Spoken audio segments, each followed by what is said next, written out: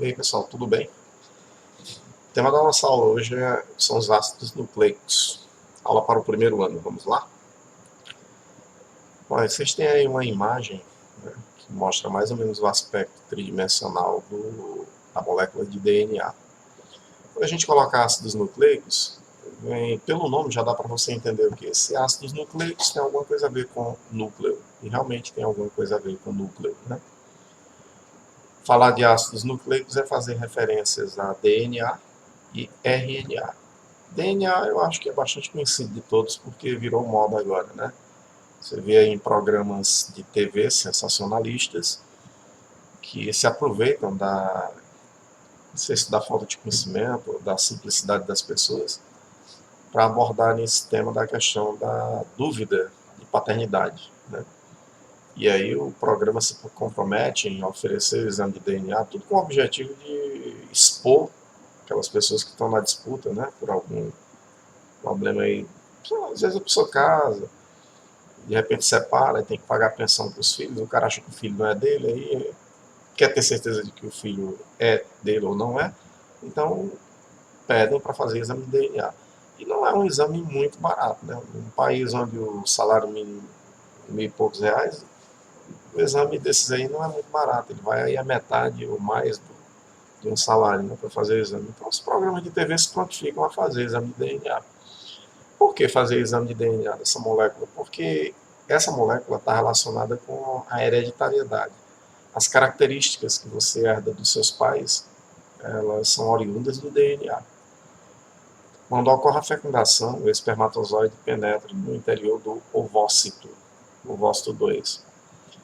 Ambos, espermatozoide e ovócito, cada um tem 23 cromossomos. O espermatozoide tem 23 cromossomos do pai e o ovócito tem 23 cromossomos da mãe. Os cromossomos, por sua vez, são constituídos de proteínas e DNA. E o DNA, automaticamente, é que tem todo esse processo aí guardado de informação genética. Então, toda a herança que você herda dos seus pais vem a partir do DNA. Então, você herda 50% da carga genética de DNA do pai e 50% da mãe. Somando tudo, você dá 100%. E por que eu não tenho metade do meu corpo parecendo com meu pai e metade com a minha mãe, se eu recebi 50% de cada um? Pelo mesmo motivo que se você misturar café líquido com café, né? Café líquido com leite, né? Ambos líquidos, né? Se você automaticamente misturar, jogar isso dentro de um recipiente ao mesmo tempo, até, por exemplo, completar 100 ml, teoricamente você vai colocar 50 ml de um, 50 ml de outro. Quando você terminar de fazer a mistura, se você beber, você não vai sentir nem sabor de café, nem sabor de leite. Essa mistura agora é o quê? Café com leite. Então você é isso. Você é a mistura, você é produto da mistura do material genético do seu pai com o da sua mãe. Aí, por que algumas características dos pais, às vezes, se manifestam no filho, como cor da pele, por exemplo? Um exemplo, né? Cor da pele, formato do cabelo, como? Pelo seguinte, os genes que desenvolvem determinadas características, os genes, né, são constituídos de DNA, né? Os genes podem ser recessivos ou podem ser dominantes, né?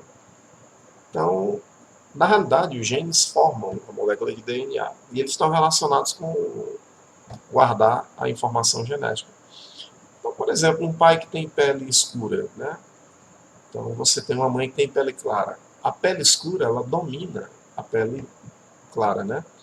Então, assim, quando ocorre o cruzamento, que é assim que se usa em genética, né? O cruzamento de um indivíduo de pele escura com de pele clara, vai prevalecer a pele escura, porque ela é dominante. São as regrinhas que você aprende na genética, que vocês vão ver mais adiante, lá pelo terceiro ano, tá bom? Eu estou fazendo essa explanação toda para você saber que a molécula de DNA está relacionada com as heranças que nós herdamos de pai e de mãe, né? E tudo isso a gente pode trocar pela palavra hereditariedade. Aquilo que você herdou do seu pai e da sua mãe. Beleza? Vamos ver o que nós temos para falar do DNA. O DNA ele é conhecido com o nome de ácido desoxirribonucleico, né? E o RNA é conhecido com o nome de ácido ribonucleico. Ambas as moléculas são constituídas por um composto chamado de nucleotídeo. É esse composto que a gente pode observar aqui. Deixa eu pegar meu apontadorzinho. Pronto, isso aqui é. Isso aí é um composto. Esse composto vai se ligar com mais outro, para formar o DNA e para formar o RNA. O que a gente observa nesse composto? O nome dele é nucleotídeo. O que tem nele? Aqui você pode ver um açúcar, chamado de pentose, porque tem 5 carbonos. Bem aqui, essa bolinha amarela representa um radical fosfato, e esse retângulozinho azul representa uma base nitrogenada. Se eu juntar tudo isso, eu tenho um nucleotídeo. Então, tudo que eu acabei de falar para vocês, tem aqui acima no slide. Ó. Você tem um nucleotídeo, ele é constituído por uma base nitrogenada, que está aqui, por uma pentose, que é um açúcar que está aqui, e um radical fosfato, que está aqui do outro lado. Certo? Então, isso é uma unidade que entra na formação da molécula chamada de DNA ou RNA. Bom, se tem diferença de DNA para RNA, então o nucleotídeo também vai passar por uma diferença? Vai, daqui a pouco a gente explica. A gente está falando aqui de uma maneira genérica. Qual é a unidade formadora, por exemplo, de uma proteína? É o aminoácido. Qual é a unidade formadora, por exemplo, de um polissacarídeo? É um monossacarídeo. Quais são as moléculas formadoras de uma gordura? Ácidos graxos e glicerol. Qual é a molécula formadora dos ácidos nucleicos, tanto DNA como RNA? É o bendito nucleotídeo. Aí do que ele é formado? Uma pentose, um radical fosfato e uma base nitrogenada. Beleza? Vamos ver o outro slide. Os ácidos nucleicos são constituídos por bases nitrogenadas. Está bem aqui, ó, né?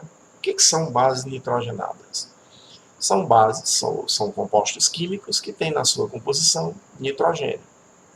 Essas bases são divididas em 5 grupos. Está aqui, ó, a adenina, a guanina, a citosina, a timina e a uracila. Elas são divididas em 2 grupos. Ó. Esse primeiro grupo aqui é representado pela adenina e pela guanina. Essas bases, além de nitrogenadas, são chamadas de bases púricas ou purinas. Ó, púricas ou purinas. A citosina, a timina e a uracila são bases denominadas de pirimidinas ou pirimídicas. Né? Pirimidinas ou pirimídicas.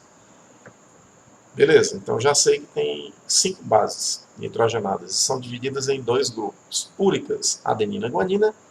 Pirimídicas ou pirimidinas, citosina, timina e uracila. Beleza, vamos para o terceiro slide.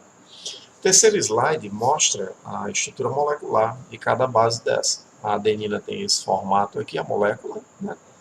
A guanina tem essa molécula. Se a gente comparar essa aqui com essa aqui, você vai ver que quase não tem diferença, mas tem, ó.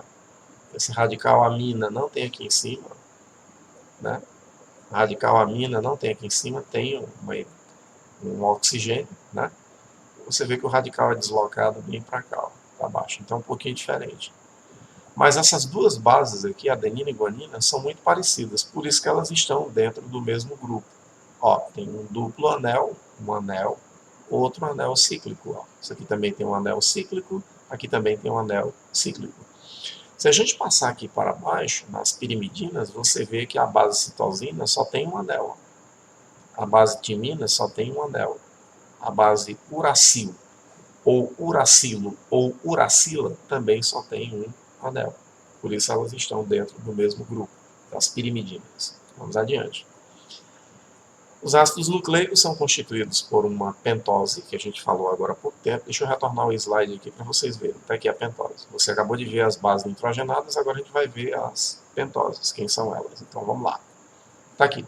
Existem 2 tipos de pentose. Tem a ribose, né? E tem a desoxirribose. O que a gente conclui com isso? Vou fazer aqui, vou usar a minha canetinha. A ribose, ela vai entrar na formação do RNA. Faz sentido, né? Ribose, RNA. A desoxirribose, ela vai entrar na formação do DNA.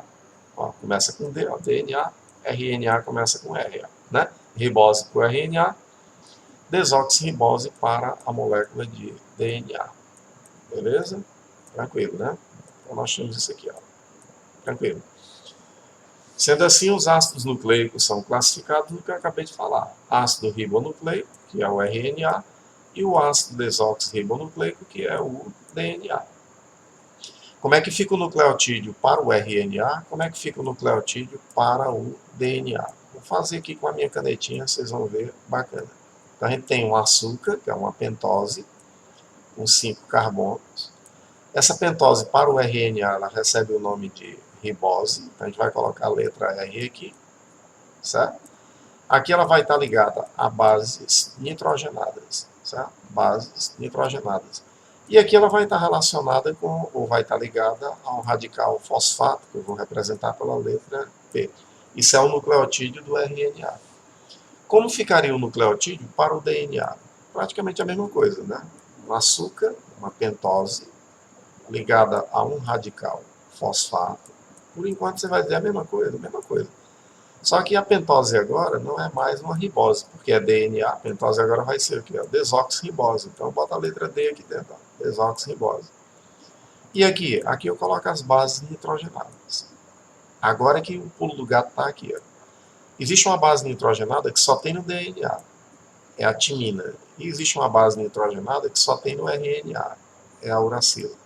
As outras bases, tanto tem no RNA como tem no DNA. Então ficaria da seguinte maneira.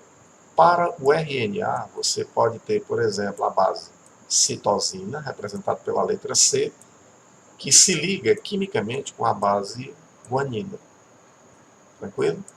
Você pode ter ainda a base adenina, representada pela letra A, que vai, evidentemente, se combinar. Veja bem, eu estou me referindo aqui a RNA, que vai se combinar com uma base nitrogenada chamada de uracila, certo? Ela é bem aqui assim, ó.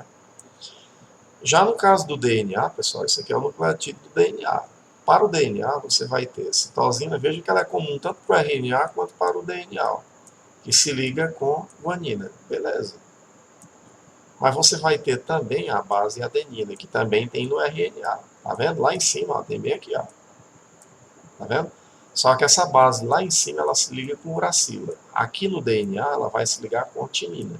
Eis a questão pela qual eu coloquei T aqui, né?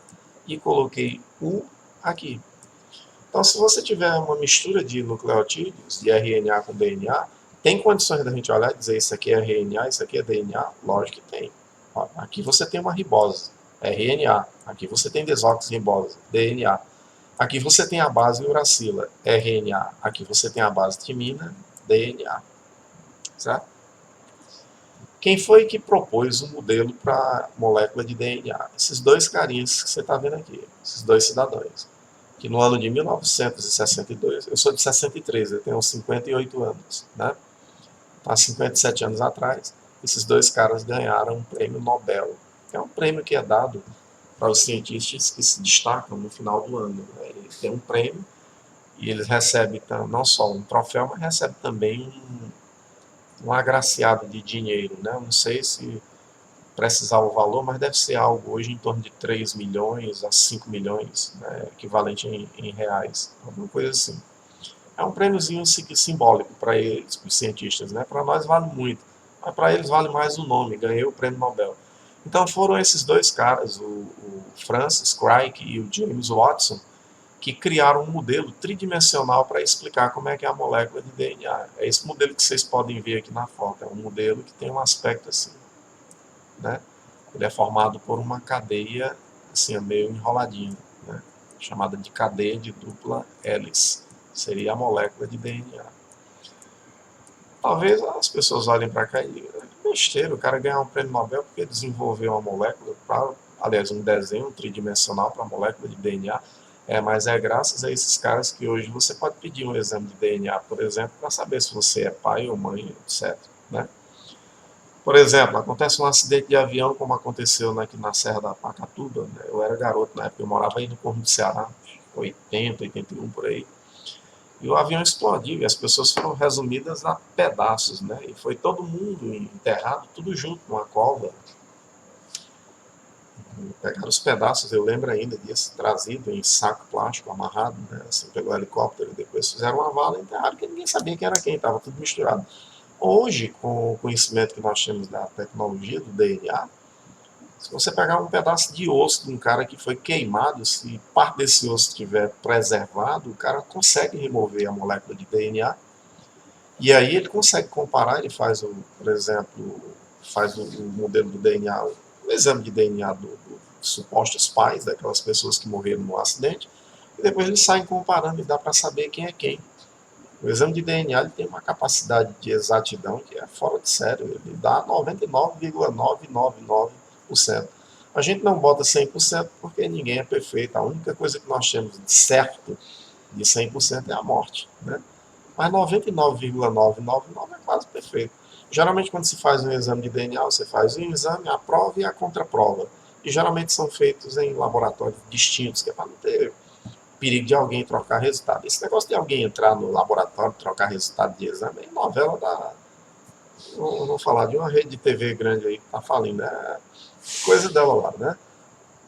Aí novela que a pessoa chega, um dia que você vai entrar numa clínica, vai entrar num balcão e vai adentrar a clínica, vai mexer no arquivo da clínica, mas você não sabe onde está o arquivo, até localizar o que você quer e depois remover e trocar por outro. Isso é uma coisa muito ardilosa, é coisa de novela. Isso é coisa de ficção, né?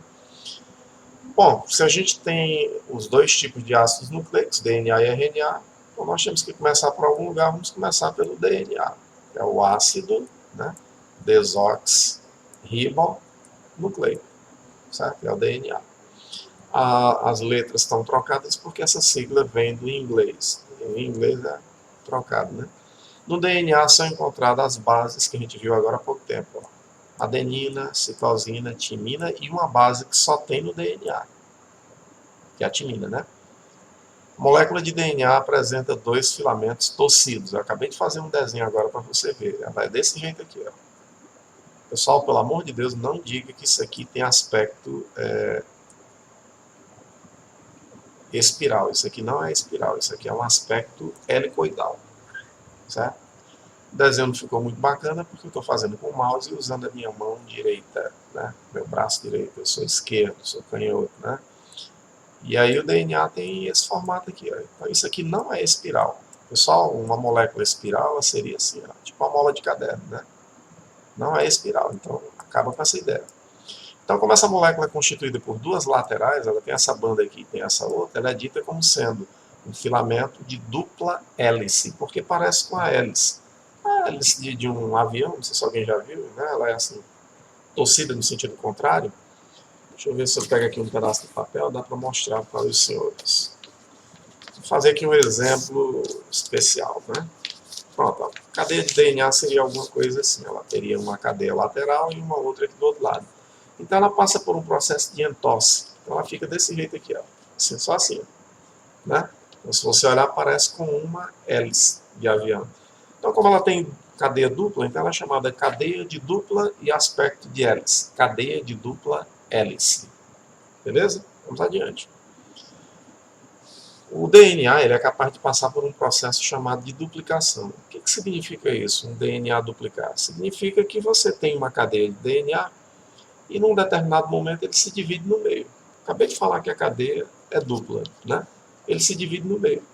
Eu tenho um exemplo aqui, um modelo, que dá para a gente entender mais ou menos como é que é a cadeia de DNA. É isso aqui, ó. Deixa eu virar aqui que dá para vocês perceberem. Isso aqui seria um modelo que eu fiz de metal, usando metal, palito de dente, pedaços de papel, para a gente explicar como é que é a cadeia de DNA. Então ela é desse jeito aqui, ó. Então quando a cadeia de DNA vai se dividir, ela vai originar, ela vai se reproduzir, ela sofre um processo de divisão de cima a baixo, né? Uma banda dessa vem para cá, outra banda dessa vem para cá. Cada banda dessa regenera uma nova cadeia. Então, se eu dividir isso aqui ao meio, se eu levar em conta que essa banda aqui vai copiar uma outra aqui do lado, essa aqui vai copiar uma outra aqui do lado, uma cadeia de DNA vai originar duas. Por isso o processo é chamado de duplicação. Aí você vai dizer assim, mas por que uma cadeia de DNA tem que se duplicar? Eu vou dar um exemplo aqui para você conseguir entender. Quando uma pessoa sofre, por exemplo, um acidente, uma queda de moto, de bicicleta, acontece a raladura, né? A pele é estragada, depois essa pele não vai indo, não vai cicatrizando, não vai fechando. Por que a pele vai fechando? Porque as células que foram danificadas automaticamente foram danificadas. Mas as células que ficaram no local da lesão, elas vão automaticamente se duplicando. Uma célula vai dividir ao meio e automaticamente ela vai originar duas células. Essas duas, cada uma vai dividir ao meio e agora já vão para 4 células, né? E aí o que vai acontecer com essas 4? Vão dividir de novo e agora já vai para 8. Ó, 2, 4, 6, 8 células. Essas 8 vão dividir de novo e já vai para 16. Depois vai para 32, para 64, 128 e assim por diante, né? E qual é o objetivo das células irem se dividindo? Para ocupar o local que houve a lesão. Um tiro, uma facada, um acidente de carro provocou uma lesão, não vai cicatrizar? A cicatrização nada mais é do que preenchimento com tecido conjuntivo e o fechamento do tecido é feito a partir das células que vão se duplicando. Só que tem um pequeno porém. Cada célula que compõe o nosso corpo, fora o espermatozoide, fora o óvulo, o restante das células que formam o corpo tem 46 cromossomos.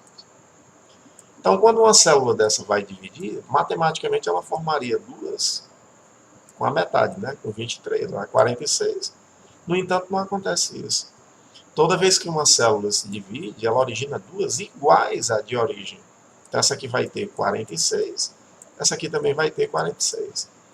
Quando essa aqui se dividir ao meio para originar essas duas aqui, essa aqui também vai ter 46, essa aqui também vai ter 46. Você vai como? Uma célula com 46 divide e origina duas, cada uma com 46 cromossomos. E os cromossomos são constituídos de DNA. Quando a célula se prepara para se dividir, ela duplica o material genético. Por exemplo, de 46 vai para 92, quando divide, aí dá duas, cada uma com 46. É aí que entra a duplicação do DNA. Então, o DNA vai sempre passar por um processo de duplicação quando a célula for se dividir, ó, quando for acontecer a divisão celular. Existem enzimas que atuam no processo de duplicação do DNA, sim, né? Porque a cadeia de DNA ela é uma cadeia assim, ó, em formato de hélice. Aí existe uma enzima chamada helicase que desenrola o DNA e deixa o DNA bonitinho assim, ó, pronto para ser aberto. Tem uma enzima chamada a helicase, é a enzima que desenrola o DNA e vai quebrando a molécula de DNA no meio. E tem uma enzima que vai regenerando outra cadeia aqui do lado, e outra cadeia aqui do lado, para originar duas. Essa enzima é chamada DNA polimerase. E quando termina o processo de divisão, você tem duas cadeias de DNA. O processo é chamado semiconservativo, porque as duas cadeias que serão formadas aqui, uma aqui e a outra aqui. Cada uma dessas duas cadeias leva metade da cadeia de origem. Quando essa cadeia dividir, ela vai mandar esse braço aqui para cá e vai mandar esse outro braço para cá. Então, eu vou regenerar uma cópia aqui e uma outra cópia aqui. Cada uma delas leva metade da cadeia de origem. Por isso, o processo de duplicação do DNA é chamado de processo semiconservativo.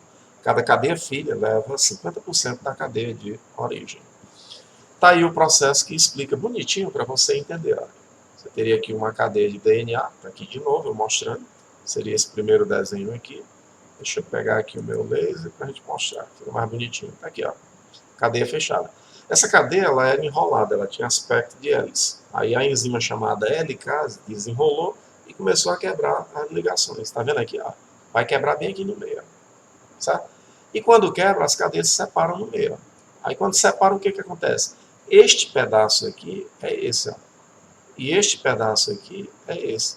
Agora entra em ação uma enzima chamada DNA polimerase. Ela vai colocando nucleotídeos aqui para recuperar essa cadeia. E vai colocar nucleotídeos aqui do outro lado para recuperar a outra cadeia. E como é que ela coloca esses nucleotídeos? Agora a gente vai voltar para o começo da aula, né? Ela vai usar aquela sequência maravilhosa que a gente mostrou lá no começo. Quando você tem DNA, você tem a seguinte sequência. Ó, no DNA, a base citosina ela vai sempre se ligar com a base guanina. A base adenina vai se ligar sempre no DNA com a base que é tipicamente do DNA, que é a timina. Então observe, voltando bem para cá, deixa eu pegar a caneta para não riscar, para não bagunçar, essa matéria é muito cheia de detalhe. Isso aqui é um DNA se duplicando, né? Observe que onde eu tenho a letra A, significa dizer que eu tenho a adenina. A adenina vai sempre se ligar com quem? Com timina, ó. Tá vendo a timina aqui, ó? Aonde eu tenho a letra C, eu tenho citosina. Citosina vai sempre no DNA se ligar com quem? Com guanina. Citosina se liga com guanina. Tá vendo aí? Aonde eu tenho a letra T é timina. Timina sempre vai se ligar com quem? Com adenina. Aonde eu tenho a letra A, eu tenho adenina. Adenina sempre se liga com timina. Olha a timina aqui, ó. Aonde eu tenho guanina, guanina sempre se liga com quem? Com citosina. E citosina se liga com guanina. Pronto, tá aqui, ó. Isso aqui é uma cadeia de DNA. E agora ela vai passar por um processo. Isso aqui é uma cadeia de DNA. Né? Cadeia de DNA. Tem uma enzima que vai quebrar essa cadeia no meio. A enzima é chamada de helicase. A enzima quebra a cadeia no meio. A enzima, a helicase, ela desenrola a cadeia, que é dupla hélice, e quebra a cadeia no meio. A helicase. E aí, automaticamente, você vai ter agora a cadeia quebrada bem aqui no meio. Tá aqui a cadeia quebrada no meio, ó, originando duas bandas, tá vendo? Ó? Isso daqui é aquilo que a gente começou a aula. Isso daqui é aquele compostozinho, ó. Uma pentose ligado a um radical fosfato e ligado a uma base nitrogenada, que fica bem aqui, ó. Sendo que a base aqui, no caso, é a adenina, tá vendo? Ó? Aqui, ó, o Azinho aqui, ó. Aí aqui do outro lado, você vai ter a mesma coisa. Você vai ter uma pentose, né, ligada a um radical fosfato, né, e a uma base nitrogenada. Quem é a base nitrogenada aqui? Timina. Então, olha como isso aqui encaixa, ó. Adenina, tá vendo bem aqui, ó? Aqui do lado, a adenina se liga com quem? Com timina. Só que ele quebrou aqui, a enzima quebrou aqui no meio. Isso aqui dividiu em duas partes, né? Essa parte aqui, ó, essa aqui, tá aqui ela, certo? E essa outra partezinha que nós temos aqui, está aqui ela. A cadeia foi dividida ao meio. Agora entrará em ação uma enzima chamada DNA polimerase. Certo? DNA polimerase. O que essa enzima vai fazer, a DNA polimerase? Ela vai simplesmente adicionar nucleotídeos nas cadeias filhas. DNA polimerase. Tá? Então, o que essa enzima vai fazer? Ela vai trazer nucleotídeos e vai adicionar nucleotídeos aqui. Ó. Se aqui eu tinha adenina, ela vai trazer o nucleotídeo que contém o quê? Onde tem adenina, tem que ligar com timina. Aí ela traz o nucleotídeo timina e liga bem aqui. Aqui embaixo dessa cadeia filha, né, que veio daqui, ó, dessa divisão, tá aqui ela, né? Eu tenho citosina. Citosina se liga com quem? Com guanina. Aí ela vai, traz a guanina e liga bem aqui, ó. Aqui eu tenho timina. Timina se liga com quem? Com a adenina. Ela vem, a DNA polimerase, coloca o nucleotídeo bem aqui, ó. E aí ela vai colocando os nucleotídeos, ó. Vai colocando os nucleotídeos, colocando. E aí, até que de repente, quando colocar todos os nucleotídeos, você vai ter uma cadeia regenerada. E se você comparar essa cadeia aqui, ela é igual à cadeia de origem. Ó, adenina, timina. Citosina, guanina. Timina, adenina. Adenina, timina. Citosina, guanina. Essa mesma enzima vai fazer a mesma coisa com a outra cadeia. Ela vai colocar nucleotídeos aqui, ó. Onde tem timina, ela coloca adenina. Onde tem guanina, ela coloca guanina, coloca citosina. E aí ela vai colocando os nucleotídeos aqui. Pessoal, no final, você vai ter duas cadeias. Ó. Aqui as duas cadeias. Aqui a cadeia 1, aqui a cadeia 2. E se você comparar essas cadeias, elas são simplesmente idênticas. Eu vou apagar isso aí que está meio bagunçado, para a gente comparar agora. Compare essa cadeia aqui, ó, com essa daqui, que você vai ver que é igual. A gente já comparou, ó, adenina, timina, né? E se você comparar, por exemplo, essa cadeia aqui, ó, deixa eu pegar meu apontador, essa cadeia aqui com essa outra, é idêntica, ó, adenina, timina. Mas observe que as cadeias são iguais. Mas observe que cada cadeia dessa herda 50% da cadeia de origem. Está aqui, de azul mais escuro, ó. Essa outra aqui também herdou 50%, desculpem, da cadeia mãe. Por isso que o processo, quando chega no final, uma cadeia divide e origina duas. Cada uma leva metade da cadeia de origem. Por isso o processo é chamado de processo semiconservativo. Então, pessoal, o DNA é uma cadeia que está relacionada com a herança genética e, ao mesmo tempo, é uma cadeia que apresenta aspecto de dupla hélice e uma cadeia que tem capacidade de se duplicar. Para isso, tem uma enzima chamada helicase, que desenrola o DNA e quebra esse DNA no meio, e tem uma enzima chamada DNA polimerase que adiciona nucleotídeos com o objetivo de regenerar duas cadeias. Cada uma cadeia dividida origina duas. Por isso o processo é chamado de, evidentemente, duplicação do DNA. Bom, com isso, hoje a gente encerra a nossa aula sobre DNA. Na próxima semana que vem, a aula é de exercício, e na outra semana a aula vai ser de RNA, que é a outra molécula chamada de ácido ribonucleico. Já estou dando um spoiler aí para vocês. Isso aí é um assunto da nossa próxima aula. Tchau, tudo de bom, a gente se vê por aí.